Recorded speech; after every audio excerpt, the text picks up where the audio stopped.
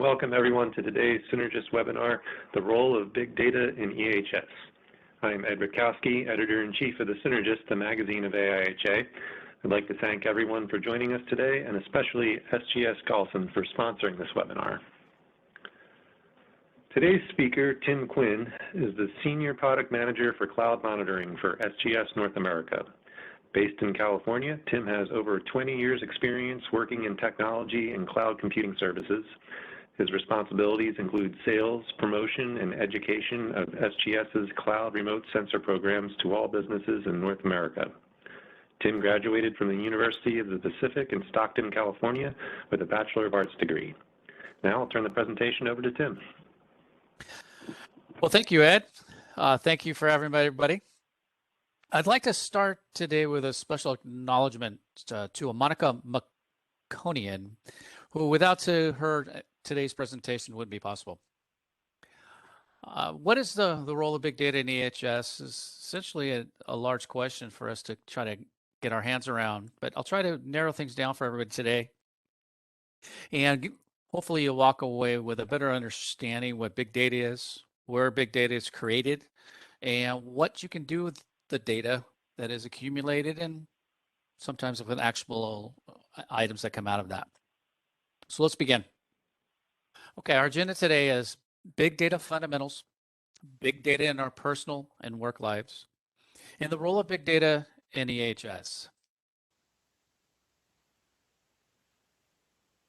Big data fundamentals. So I'm going to go through this briefly, the evolution of no data versus the beginning of what data accumulation is to where we are today. These slides are very simplistic, but in the 18th century, mechanical production and elementary equipment powered by steam and water. We move into the 19th century, mass production, assembly lines, production of mass lines of cars by Ford, requiring labor and electricity, which is the quantum leap from the 18th to the 19th century is the electricity. 20th century, we began the automated production, and this includes electronics and in IT. With the invention of the microprocessor and the personal computer, this was the quantum leap forward from the 19th to the 20th century. Today, you'll see entry, we call it 4.0, intelligent production, incorporation with the IoT, Internet of Things, cloud technology, and with that produces big data. This is just a fun little slide, but it talks briefly in a picture type of scenario, which in the beginning, bird data was canary in a coal mine type of a thing. You start moving in forward to traditional statistics with the advent of Excel, project plans, the PCs, and software statistical programs that allows you to create some really interesting and inventive type of programs that for efficiency and other data products. We'll move into Bayesian statistics, and from there we are now into the big data era. We've been here for a few years. People have heard the term big data, but I'm really going to try to clear it up. What does it mean to you? What is it? And how you can use it.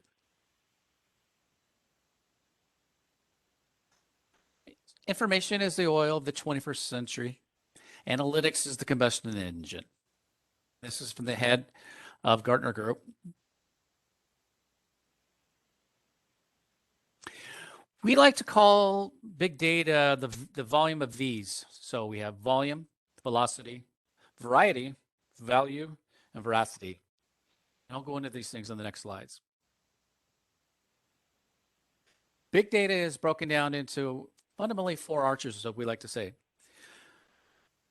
As of today, big data is the accumulation of data that comes from many sources. It could be from machines. It could be from sensors. It could be from reports from a laboratory that need to be uploaded into a database. All of these things combined, though, can create big data. The term artificial intelligence, thank you, is the next thing And we're starting to really hit our stride, at least the industry in the artificial intelligence world.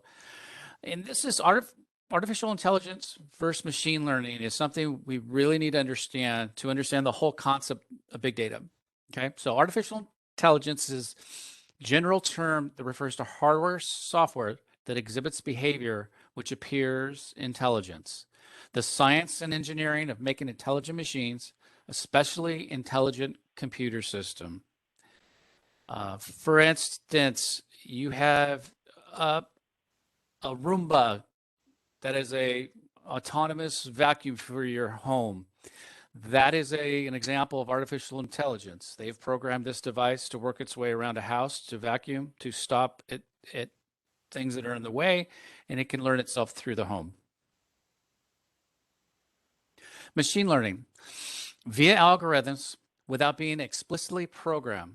Okay, so what this means, machine learning is giving the digital rights to take in the data sources, to learn from the different algorithms, but then also to create its own outcomes, to create its own outcomes.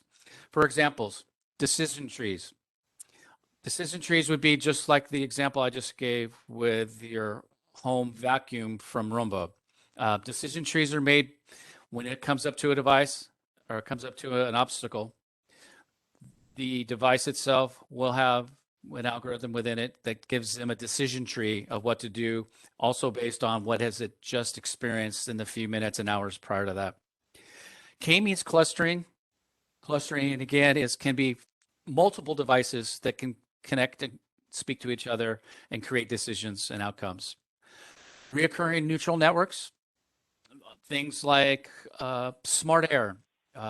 There's public air stations. There's different things that are called neutral networks, but they allow the audience to view data in multiple locations. That means different things in different locations, but it's reoccurring on a daily basis, annual basis, and so on. Convolutional neutral networks and generative adversarial networks, which would be exactly what it means, adversarial networks in any industry. Next. Big data in our personal lives and work life. Artificial intelligence in our personal life is something we all experience every day. Finances, online banking. You could trade stocks online at a Schwab or anything else like that. Hiring, promotion. You could be looking for jobs through LinkedIn or Monster or all these other online platforms. Again, insurance.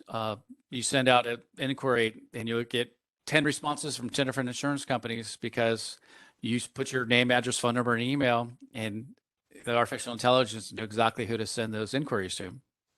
Again, they're all similar: law, psychology, politics, social media, and marketing, especially.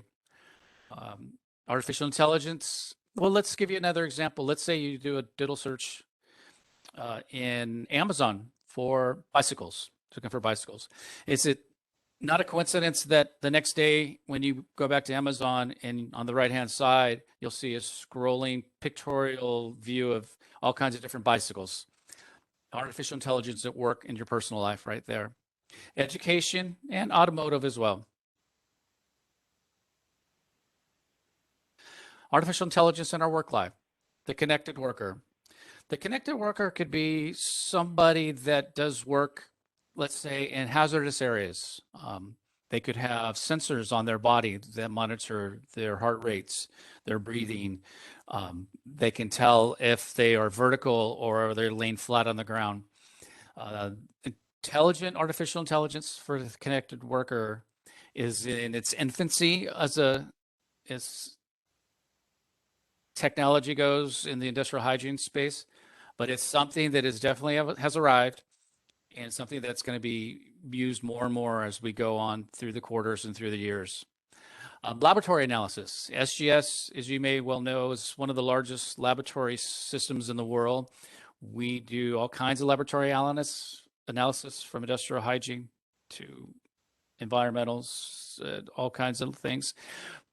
But what artificial intelligence will allow us to do is to make interesting, smart decisions and push that data out to sources and the folks that people really need this information. Injury and illness data, imaging recognition, telemetry, politics, shift scheduling, wellness programs, and behavior. These are all good examples of artificial intelligence in our work life, and you may have experienced one or more of these in the recent past. Next. When I mentioned on the last slide about the connected worker, this is a very good diagram of some companies are actually even doing this currently in the oil and gas industry for mining. You will see some of this. You'll see any very hazardous types of work, oil drilling, exploration, things of that sort. But as you see, this is just an example of things that can be done to a connected worker. As you see, number 1, 2, smart gas monitor, particle sensors. Let me dive a little deeper. Number 3, I'm located in California, where wildfires are prominently getting more severe and more common. We get lots of calls all the time for our cloud-based system that monitors for particles, especially for the workers outside and workers that work in a warehouse type of scenario where there are doors flipping up and down all the time, and it is almost like an outdoor environment. That is something that you're going to start hearing a lot more about, the connected worker when it comes to particles. Heat monitors. In the southwest portion of the United States, in the summertime, you will find UPS drivers, Amazon drivers, postal carriers, things of that sort. They'll now have a way to put sensors, small lightweight sensors on these connected workers where folks can monitor if they're being truly harmed by the heat, or in the wintertime in cold climates, conversely on the cold. In noisy environments, like you would find in oil and gas or something that, noise dosimetry. Again, I was talking about the orientation of the connected worker, if he's standing up or if they're laying down, slip detection. That would be the also thing too for vital monitoring, right? So if you have someone that has an issue, their pulse is rapid, their breathing is abnormal, things of that sort.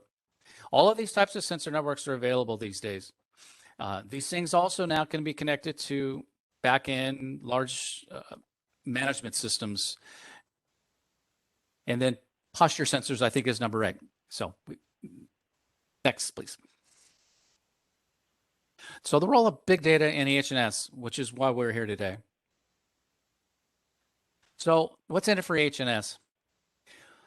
With the advent of big data, there's lots of things that we can do with this data. First questions I used to get with our SmartSense monitor device, we provide data point readings once a minute, 24 hours a day. After a week to a month, the first question I would get from folks is, okay, now what?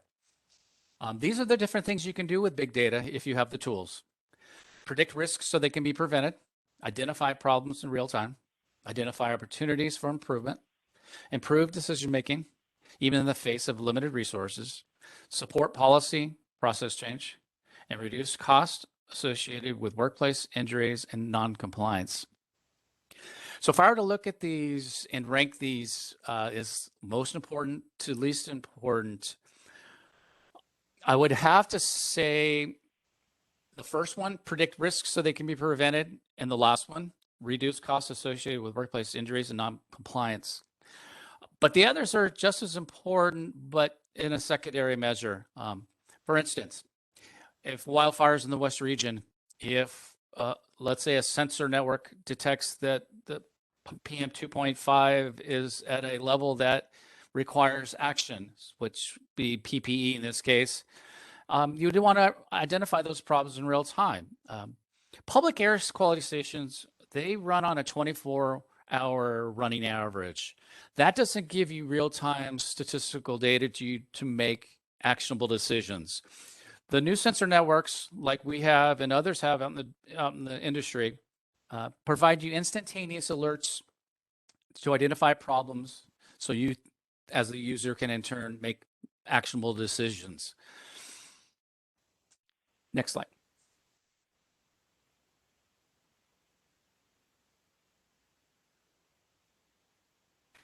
Now, with all this said, industry does have problems currently and will have problems going forward. It's the matter of how big corporations or even small corporations choose to take this type of technology seriously, I guess is the best way to say it. So data challenges, data silos. Let's take, for instance, a large company, Thermo Fisher. Thermo Fisher makes all kinds of large pieces of equipment, but they've got 10, 20 different divisions. You could have one division that takes big data seriously, the collection of big data, and creates actionable outcomes of the data. And you could have another division that's across the street that has no idea that these guys are doing this type of stuff for risk mitigation and monitoring for the safety of their workforce. Excuse me. Data quality and standardization. Data quality is it's something that's still being refined, because when you're receiving lots of data, how do you know how good the quality of the data is? And is the data across business lines? Is your IH data, your environmental data, your health data, your insurance data, all those things, are they standard across all lines? Model design, opacity, data privacy, error costs, and all of the rest are the big challenges that you're going to find in industry. If you're a smaller business or you're a consultant that get asked sort of these questions about big data or real-time sensor monitoring and the collection of data, these are things that need to keep in mind. Technology out there right now does provide good data. It just varies on what things you're looking for and what things you're monitoring for. Next, please. So the data standardization quality. Quality data, we're looking for completeness, accuracy, timeliness, data standardization, the rest, job positions, and process and tasks. I'll give you, for instance, say someone is oil and gas. We are working with folks up in Colorado that do drilling for new well sites. Colorado law mandates that these folks have to monitor for methane escaping from the wells that goes into the community. That has to be real-time data. If that is occurring, the operator needs to be notified, needs to be alerted right away, because corrective actions need to be made before any of the harmful analytes, gases get over the fence line into the communities. So the quality of the data and the reporting levels and the concentrations is very, very important. So the types of sensors you use or the devices you use to acquire data and the quality of that data, the completeness of that data, the accuracy of the data, timeliness goes into, how quickly will that operator be notified if there is a problem? Those are the types of things we're talking about when it comes to big data and the acquisition of big data. Next, please. So the model design. So this is for folks that would do a lot of the big data analysis. This is maybe a little advanced for folks that don't have software programs that can help analyze the big data. But these are the things that you do need to keep in mind. What model algorithm is used in not only in the acquisition of the data, but the propagation of the data into what? An Excel spreadsheet, a big data management program, or anything that could be specific to whatever you're looking for. What is the objective of the model? What assumptions does the model make or require? What variables are used? What data is used in the model? And how is the model validated? That's key. Next, please. So what is AI? Artificial intelligence. Methods and techniques in the application of artificial intelligence, AI, such that the results of the solution can be understood by human experts. Data privacy. This is the type of information that sanitization whose intent is privacy protection. Okay, this is a big thing. When you acquire data, you have to push this data to, again, different things: repositories, data management system, Excel spreadsheets. But it has to get from point A to point B. And a lot of the questions that by industry we get is, what sort of encryption do you have? If you're shipping this data through a cellular network, a Wi-Fi network, anything that can move data has the propensity to be hacked or the data to be compromised. That is something that needs to be, as a user, you need to be aware of that. And those are questions you need to ask of the providers who collect the data in the sensor networks. Examples: attribute suppression, record suppression, character masking, pseudonyms, synthetic data, differential policy. Again, these are advanced level types of examples, but essentially is my data protected? When I acquire the data from point A, I send it over some sort of wireless network or a cellular network or something that sort. Is it protected when it gets to the end user? And those things can be done. Next, please. So what sort of risks or costs by artificial intelligence? Searches of ads, recommendations, chess. Chess really just refers to the folks that look to do this type of work. How are they disseminating this information and being able to push it back out to the folks in a meaningful way? Credit card fraud tracking, again, is another artificial intelligence industry that has air costs. Psychological law, medicine and public health.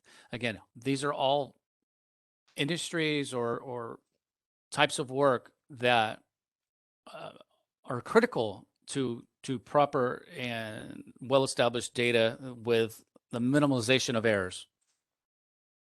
Next slide, please. Okay. So the pace of technological change and the pace of standard laws. So obviously 5G has arrived. A lot of folks, I don't think, have migrated to 5G yet. The benefits of 5G over 4G for the general public really hasn't been established or motivation enough for folks to move over to it. But for industry and technology, it is a quantum leap. It now allows larger amounts of data, larger IoT mesh networks, sensor network systems to be deployed that be able to push larger amounts of data from further distances worldwide. The acquisition of this data now allows you to do all kinds of different things. For instance, even doing video training in the field in the middle of Nebraska, Colorado, to a field workers on their smartphones. Yeah, it's just interesting quantum leap when it comes to that. And you'll notice here, there's a worker here inside of some sort of a factory, looking at, again, a sensor network, probably something having to do artificial intelligence, who knows? HIPAA, OSHA, and the other folks out there are the ones that are in charge of the standards for the laws, for updating these, for establishing the baseline for what is acceptable and what bars do we want to try to reach. Next slide. So big data opportunities for industry. So for folks out in the AIHA world, again, I'll go back to either consultants or EHS professionals at large companies. Educate your profession, educate your workers, educate your clients, educate the people you work with. The era of big data is here.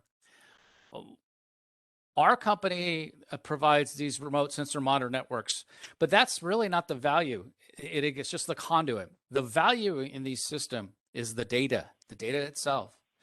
So knowing how to propagate the data, to divide the data, to analyze the data, create action plans off the data, corrective action plans, and go forward action plans is valuable. Strive for that data quality and standardization. Again, large companies have many silos. A data standardization, data quality plan is something that I think all companies should look at.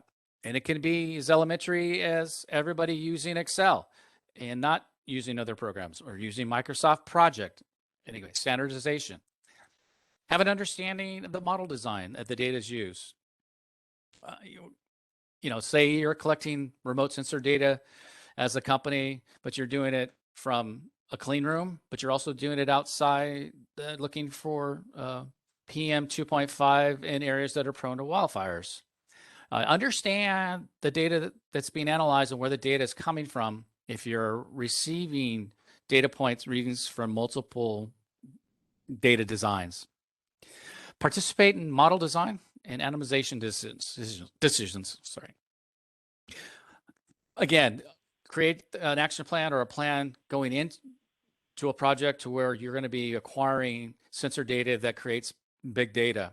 Make sure that you have that planning on the front side, and the models, the participation of the many sensor networks and the different types of sensors. Next, please. So again, big data is something new in industrial hygiene. These are two very good references that I would strongly recommend for folks to download on your Kindle or even order on Amazon. Data Science for Business from Provost and Fawcett. What you need to know about data mining and data analytic thinking. Very easy read, but the ABCs, very, very solid book when it comes to the topic at hand of big data. And then the second one is for more advanced readers, Weapons of Math of Destruction, Ms. Kathy O'Neill. With that said, we are down a little early, but I would hope that I would have spurned a bunch of questions and thoughts for everybody. Again, I guess what I could leave you with is now we've entered the area in industrial hygiene, environmental health and safety, to where autonomous sensor networks or sensor networks that acquire continuous data, the collection of data, the ability of these sensor networks to alert the worker or the operator of issues that are happening in their particular job or company. Those things are here. Knowing to use the right IoT sensor networks or the handheld piece of equipment or what have you. But it's not that. It's the acquisition, it's the storing, it's the analyzing, and it's the action off that big data. With that said, questions for anyone, please. Okay, thanks, Tim. The first question we have here, and just a reminder to our audience, if you would like to ask a question, please type it into the chat window in the lower right corner of your screen.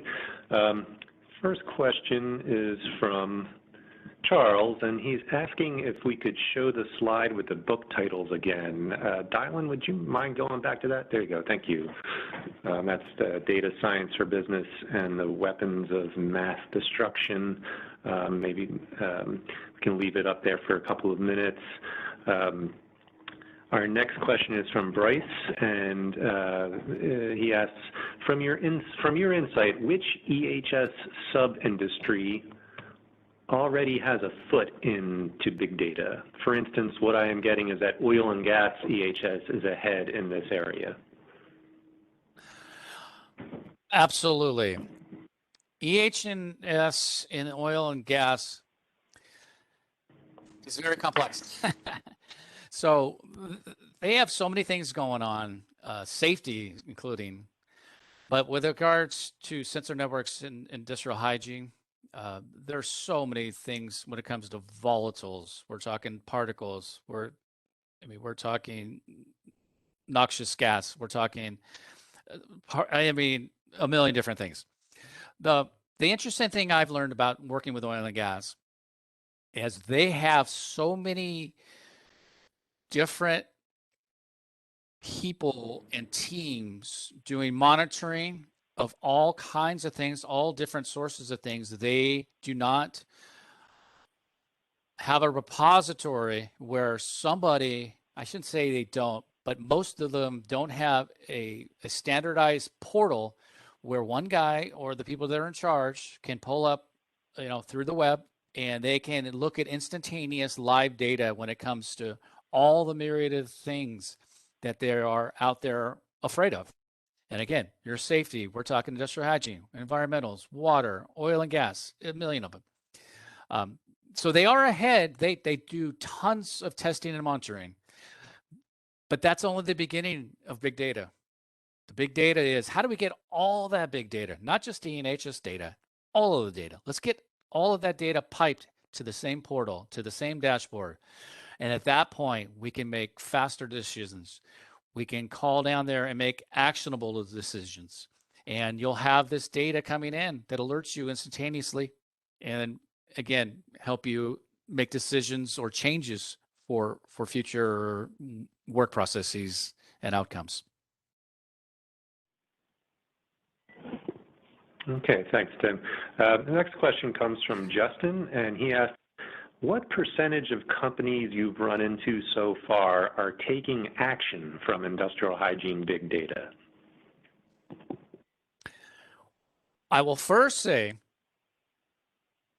there are not a lot of companies that are doing this type of real-time monitoring, that, this IoT sensor network monitoring that is bidirectional. So when I say bidirectional, the sensor networks or the devices that are deployed can alert the user when there's a problem. So it's bidirectional. We're not only pushing data out, we're receiving data back.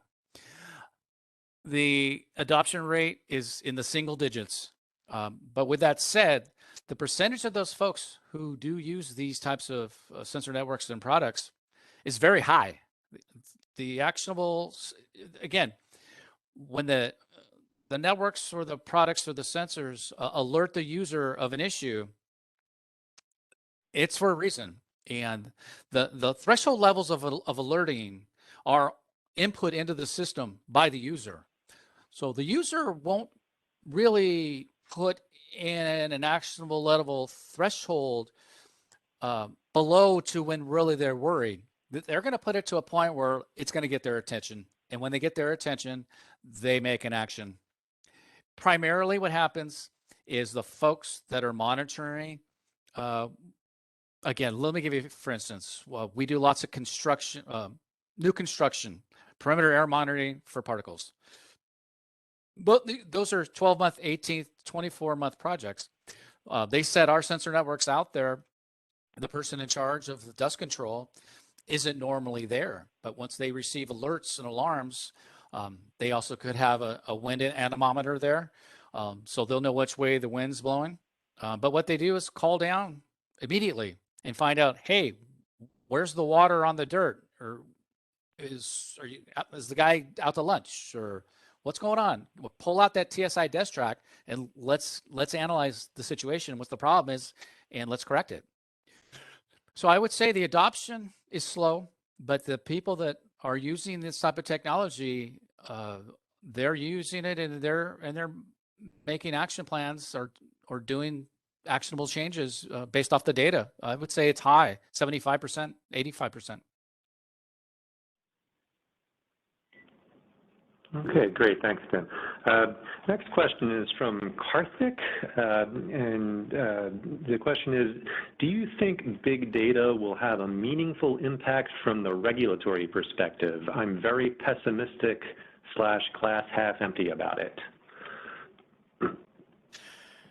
Regulatory side, we are involved a little bit from the regulatory side of the big data discussions, but I'll have to be honest with you.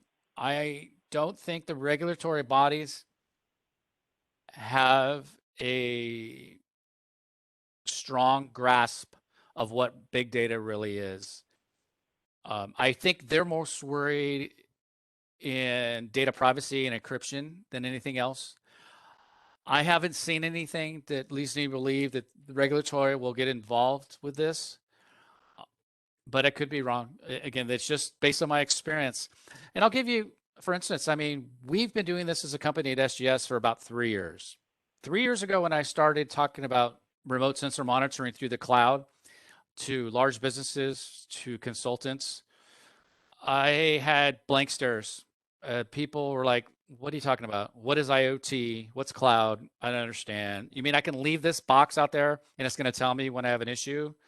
Now, 3 years going on 4 years later, the industry is starting to understand the value of this type of technology. But with that comes the accumulation of data and the creation of big data.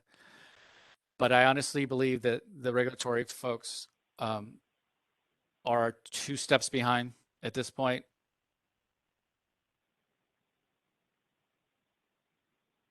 Okay, thanks, Tim.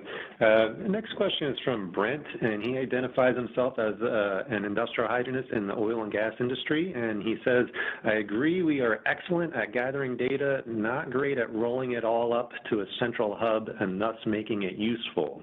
What advice could you provide to take the next step to conglomerating the data and ultimately actioning it? What's step one?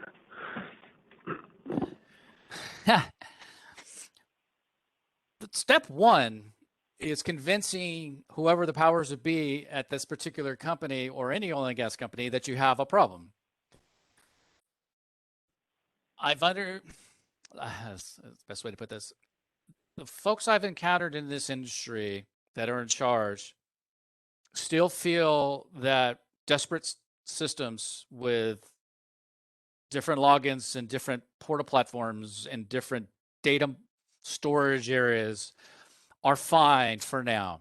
They don't see the need to have this data all piped to the same data management system that will allow, let's call it a team of guys in a control center that can view all of this data at one time on one large screen, that will allow them the ability to understand when there's an issue and to take immediate action on that. But it's not just for remote instantaneous sensor networks. You also have the ability to, if you have other types of things you monitor for that need to be sent to a laboratory, for instance, water testing. Let's say you have to send your water out to be tested. The ability now from all of these companies that do this type of testing, again, I'm just using water for an example. If you do have this type of a business management or data management system, you could also have that water data, the final results, not only emailed to you, but instantaneously that data will be sent to the data management system. So that will also be displayed on this, let's call it a large dashboard. And it's not just limited to water. It's almost anything that you have to send to a laboratory. The laboratories have the ability to pipe this data back to any data management system. Again, so we can do IH, you can do safety, you can do environmental, you can do all kinds of things now that can all be displayed, broadcasted. It could be flashing red lights when there's an issue in one of the particular areas. So I'm not trying to bash on oil and gas. Oil and gas will move when they have to move. When there's a regulatory change, a law, things of that sort. But these data platforms, these data management systems, they exist, and there's actually quite a few. In fact, we have one at SGS as well. Okay, thanks. Justin asks, what do you think are the biggest barriers for companies not using this technology or using big data for EHS? Well, I think honestly, again, to create big data, you have to have the sensor networks in place to collect the data, right?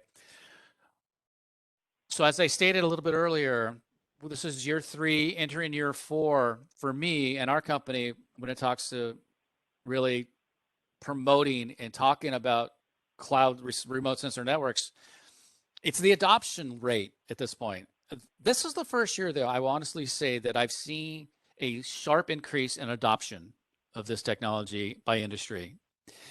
But that still trails the folks that don't understand or need to understand with the collection of this data that creates big data in a lot of cases, why this is important.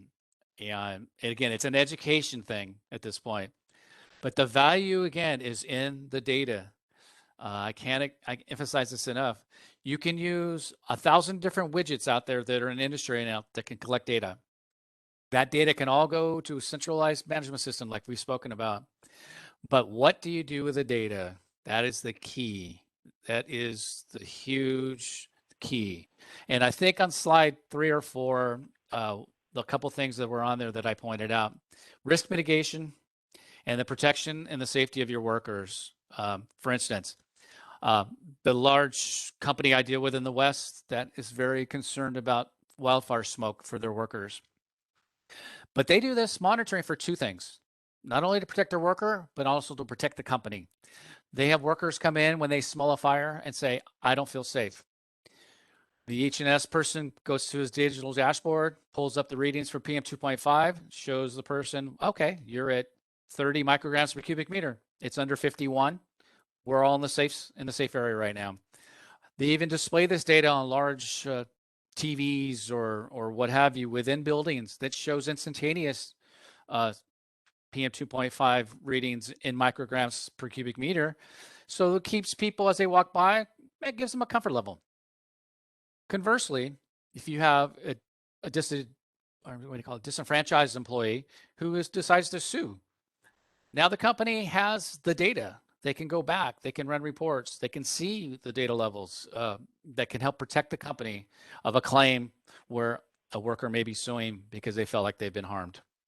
So I guess that's a long-winded answer to say we're at the point now in industry to where we've adopted the sensor networks, the cloud type stuff, but we're not even close to the folks that are in charge to make decisions that spend the money. What does it mean once you have the data, when you have the big data, aggregate the data, create action plans off the data, which also costs money? Okay, thanks, Tim. Next question is from Kim.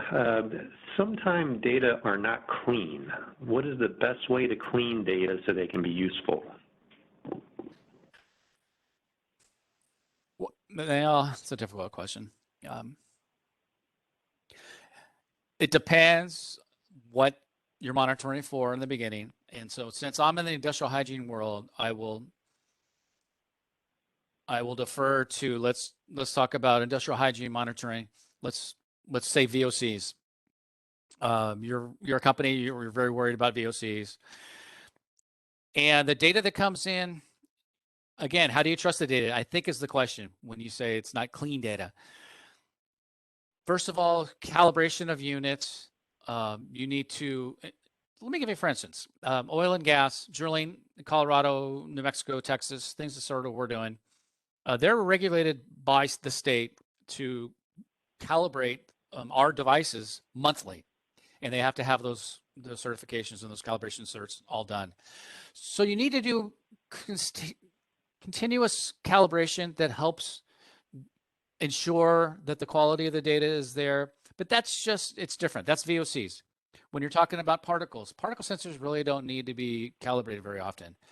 What we also do in the field is do reference devices.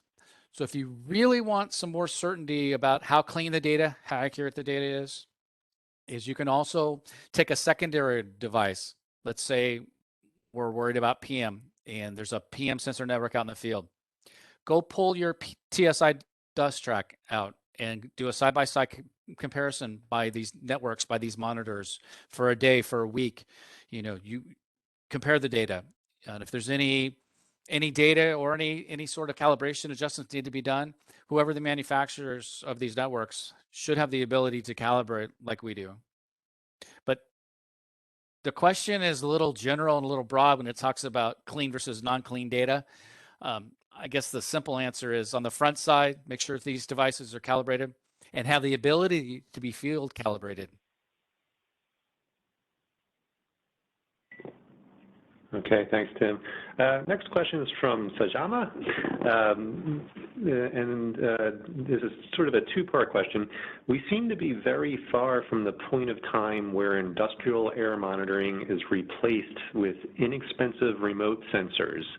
Is that your view as well? And also, for example, does the perimeter testing that you mentioned at construction sites satisfy the standards of the NIOSH 500 method, for example?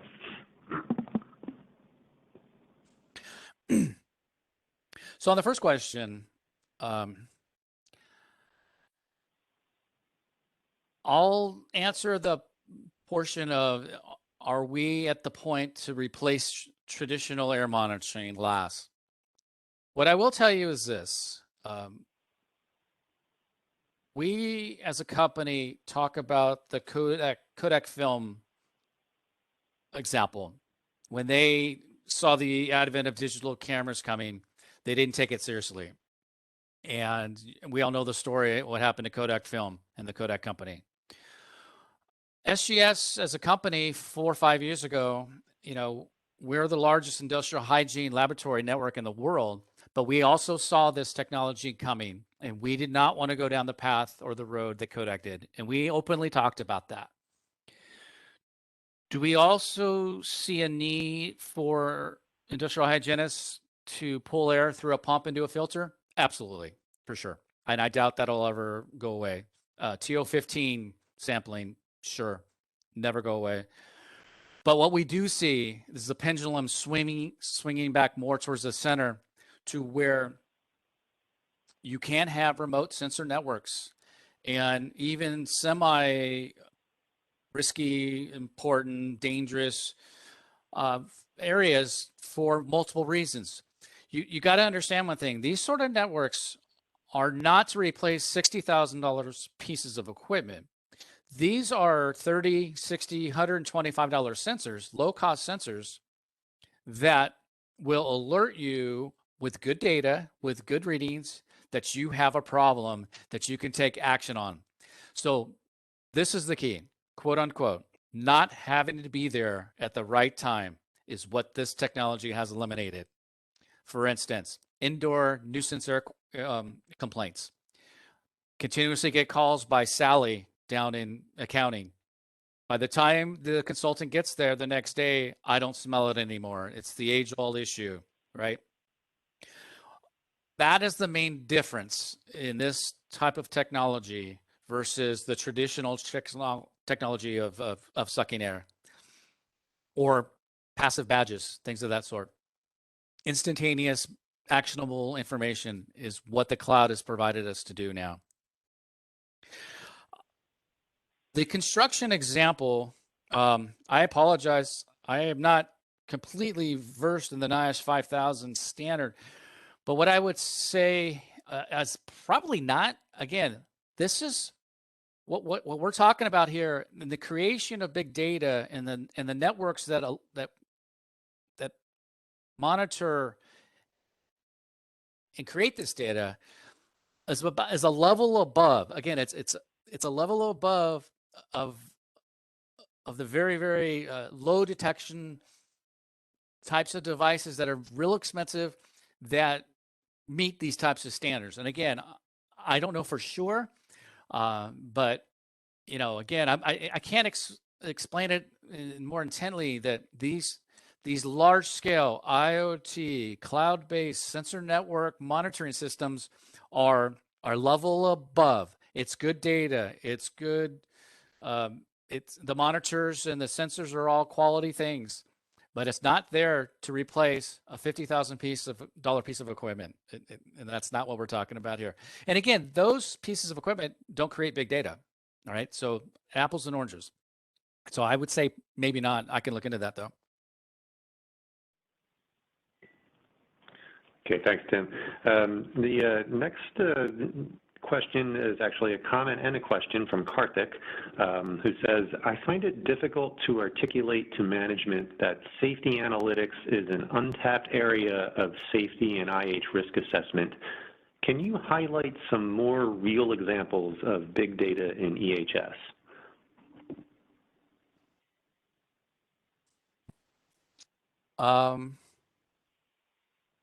Sure. Again, I can just base off my experience. I don't want this to be a commercial or anything, but our SGS folks and our cloud network is called SmartSense, and we have just finished deploying over 4,000 of our sensors and monitors to the Boston Unified School District. Every single classroom and every single school has a unit on the roof or in every classroom. And with that said, there's 4,500 units, almost 40,000 classrooms. But my point is we, with those systems, with data point readings coming in once a minute, we create 2.1 billion with a B data points per month. That is big data, right? This is something you can Google, Boston Unified School District air monitoring program. They have a portal that's public that you can actually, if you Google it, you can go onto it. It shows all kinds of different circles throughout the area of Boston. You can click down in there. You can find your school. You can do a search of a school. And you can go into the classroom that your child is in and look at the instantaneous readings of CO2 particles, temperature, humidity, whatever they decided to put in that thing. But my point is, it's starting now to be implemented into schools post-COVID. 2.1 billion data points per month are generated at this particular school district. But again, it could be oil and gas. It could be drilling. It could be Amazon. It could be UPS, FedEx. Again, it's limitless. We're agnostic to the business line, or this technology is. Okay, thanks, Tim. Justin has a question. Yes, I feel like we may be recreating the wheel. Do you know of other industries that have gone from traditional monitoring to collecting data with sensor networks? Are there other industries we can learn from, those that are outside of EHS? Other industries? I don't quite understand the question, because H&S is agnostic to industries, in my opinion. I will say, back to the school example, I don't think schools ever took air monitoring super seriously. In fact, none of them have really industrial hygienists per district. They would sub all that to consultants. They have safety people. They've got facilities people. In fact, most folks that we've encountered at the school districts that we're speaking to, the interface of the school district is normally the facilities guy, not an IH, not even a tech, IH tech, not even a safety person. It's facilities. So I think, to answer your question, schools, public schools, private schools, universities.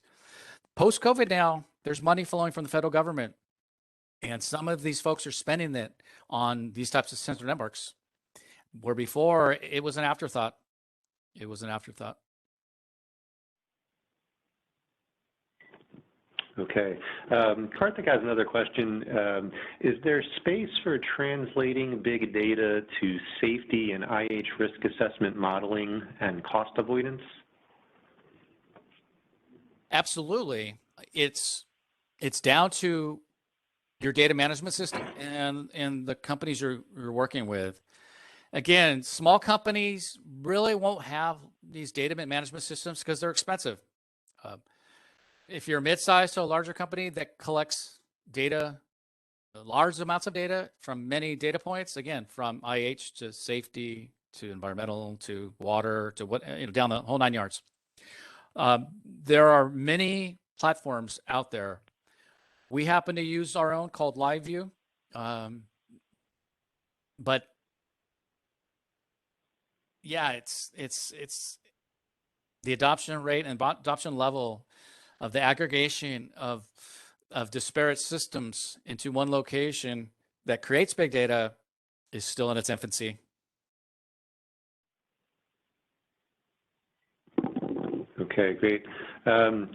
Justin S., in your experience, do companies have the internal expertise and or resources to make these big data decisions? Good question. No. A lot of the times, really, they rely on the provider. So again, back to our experience at SGS, they come to us. Now, we try to stay out of the consulting business.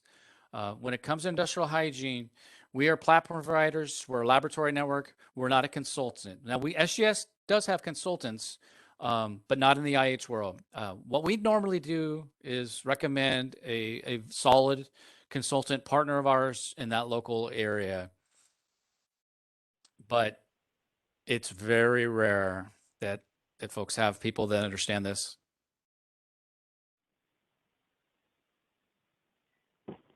Okay. Another question has just come in from Stuart.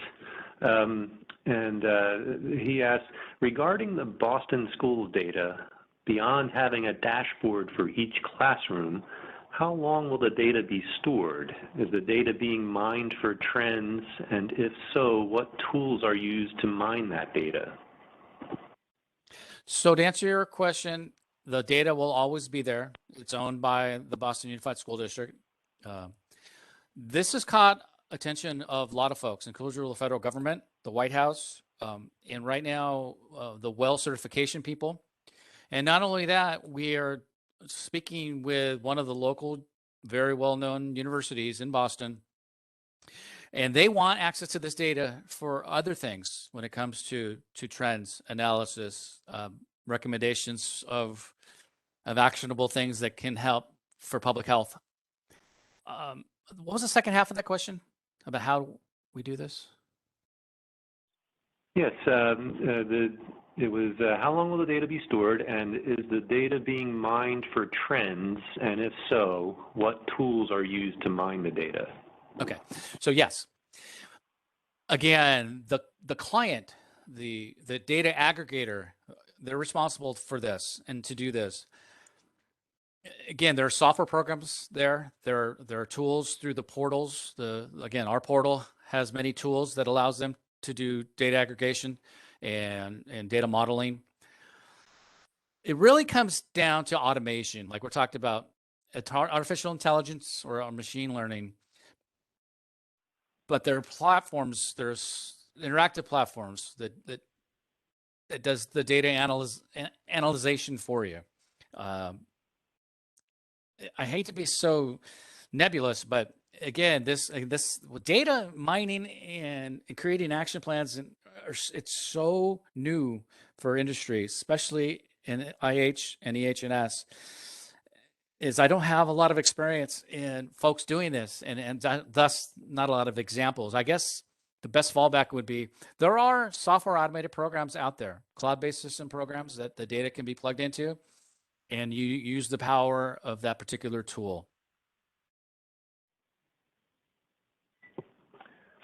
Okay, great. Thanks, Tim. And that is unfortunately all the time we have for today. If you asked a question and we weren't able to get to it, please know that we'll be sharing all of our questions from today's event with SGS Carlson. So if we didn't get to it, somebody should be able to reach out to you directly. Thanks to Tim Quinn for his. Sure. I'm sorry, go ahead, Tim. Oh, my email address is right here, folks. I've got no problem answering questions via email if you have additional questions. Great, thanks for that reminder, Tim. So yeah, please send, if we didn't get to your question, please send it along to Tim, or if you have other questions, please do so.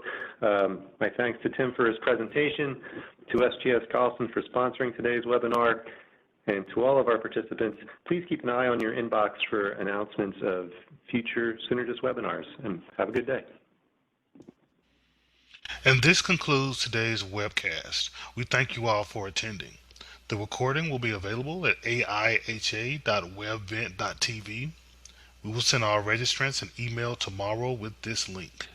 Please visit our event calendar to sign up for future webcasts. Bye-bye.